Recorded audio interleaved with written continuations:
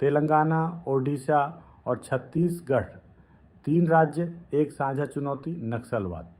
लेकिन अब तस्वीर बदलती दिख रही है। कहीं आत्मसमर्पण कर चुके माओवादी मुख्यमंत्री से मिल रहे हैं, तो कहीं सुरक्षा बल बड़े अभियान के जरिए शीर्ष उग्रवादियों की तलाश में जुटे हैं। नमस्कार, मैं विकास तिवारी और आप देख रहे हैं बस्तर टॉकीज। आज हम बात करेंगे उस बदलते दौर की, जहां बंदूक की जगह बातचीत ले रही है और जंगलों की खामोशी में अब मुख्यधारा की दस्तक सुनाई दे रही है। तेलंगाना, आत्मसमर्पण के बाद सत्ता के दरवाजे तक सबसे पहले बात तेलंगाना की। आत्मसमर्पण कर चुके माओवादी नेता थिप्पिरी तिरुपति उर्फ देवूजी, मल्ला राजी रेड्डी और उनके साथियों ने हाल ही में राज्य के मुख्यमंत्री आई रेवंत रेड्डी से मुलाकात की। यह मुलाकात सिर्फ औपचारिकता नहीं थी, बल्कि एक संकेत थी कि सरकार उन लोगों से संवाद के लिए तैयार है जो हिंसा का रास्ता छोड़ चुके हैं। बताया जा रहा है कि इन नेताओं ने कुछ दिन पहले ही पुलिस के सामने आत्मसमर्पण किया था। सोचिए, जो लोग कभी व्यवस्था के खिलाफ हथियार उठाए हुए थे, वही आज राज्य सचिवालय में बैठकर सरकार से बातचीत कर रहे हैं।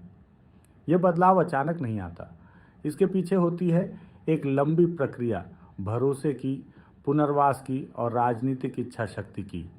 सरकार का मानना है कि अगर शीर्ष स्तर के माओवादी नेता मुख्य धारा में आते हैं, तो संगठन के निचले स्तर पर भी उसका असर पड़ता है। लेकिन सवाल ये भी है, क्या सिर्फ मुलाकातें और फोटो ऑप शांति की गारंटी है, या इसके लिए जमीनी स्तर पर रोजगार, शिक्षा और सुरक्षा की ठोस व्यवस्था भी जरूरी है। ओडिशा, जंगलों में बड़ा ऑपरेशन अब रुख करते हैं ओडिशा का।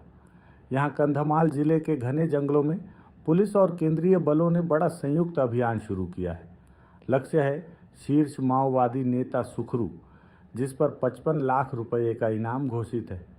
सूत्रों के अनुसार वह अपने करीब 30 साथियों के साथ दारिंगबाड़ी और रायकिया थाना क्षेत्रों में छिपा हो सकता है। यह ऑपरेशन सिर्फ एक व्यक्ति की तलाश नहीं है, यह संदेश है कि राज्य अब वामपंथी उग्रवाद को खत्म करने के लिए निर्णायक कार्रवाई के मूड में है। लेकिन यहाँ भी दो तस्वीरें साथ साथ चल रही हैं। एक तरफ आत्मसमर्पण की अपील, दूसरी तरफ सख्त सुरक्षा अभियान। यानी सरकारें अब सरेंडर या एक्शन, दोनों रास्ते खुला रखे हुए हैं। छत्तीसगढ़ विधानसभा तक पहुंचे पूर्व नक्सली अब बात अपने राज्य छत्तीसगढ़ की। राजधानी रायपुर में विधानसभा के बजट सत्र के दौरान एक अनोखा दृश्य देखने को मिला। करीब 120 पूर्व नक्सली जो राज्य की पुनर्वास नीति से प्रभावित होकर मुख्यधारा में लौटे हैं, विधानसभा पहुंचे। उन्होंने दर्शक दीर्घा से सदन की कार्यवाही देखी और लोकतंत्र की प्रक्रिया को करीब से समझा। मुख्यमंत्री विष्णुदेव साय ने इन पुनर्वासित लोगों से मुलाकात कर उनका स्वागत किया।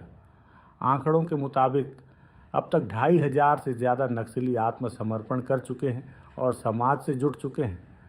ये दृश्य प्रतीकात्मक जरूर है, लेकिन असरदार भी। जो लोग कभी लोकतांत्रिक व्यवस्था को नकारते थे, वही अब उसी व्यवस्था को दर्शक दीर्घा से देख रहे हैं। क्या सचमुच बदल रहा है यह दौर? तीनों राज्यों की तस्वीर को साथ रखकर देखें तो एक पैटर्न दिखता है। संवाद की कोशिश, पुनर्वास की नीति और ज़रूरत पड़ने पर कड़ा सुरक्षा अभियान। लेकिन असली सवाल ये है, क्या नक्सलवाद सिर्फ बंदूक से खत्म होगा, या उसे खत्म करने के लिए उन कारणों को भी समझना होगा जिनसे यह जन्म लेता है? जंगल, जमीन विस्थापन, बेरोजगारी, आदिवासी असंतोष, ये वो मुद्दे हैं जिन्हें नज़रअंदाज कर केवल ऑपरेशन चलाने से स्थायी समाधान शायद न मिले।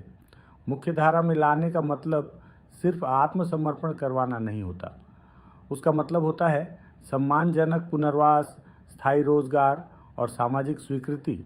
अगर समाज पूर्व नक्सलियों को शक की निगाह से देखता रहेगा तो पुनर्वास अधूरा रह जाएगा। बस्तर और आसपास के इलाकों के लिए क्या मायने?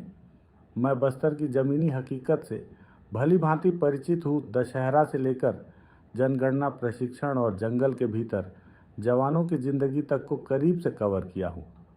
ऐसे में ये सवाल और अहम हो जाता है, क्या यह बदलाव स्थायी शांति की ओर बढ़ता कदम है, या यह एक राजनीतिक चरण है जिसे समय पर परखा जाएगा?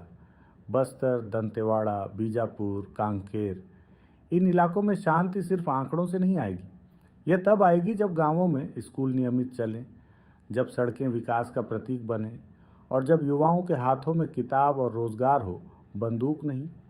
तेलंगाना में मुलाकात, ओडिशा में ऑपरेशन और छत्तीसगढ़ में विधानसभा भ्रमण, ये तीनों घटनाएं मिलकर एक बात जरूर कहती हैं, सरकारें अब नक्सलवाद से निपटने के लिए बहुस्तरीय रणनीति अपना रही हैं।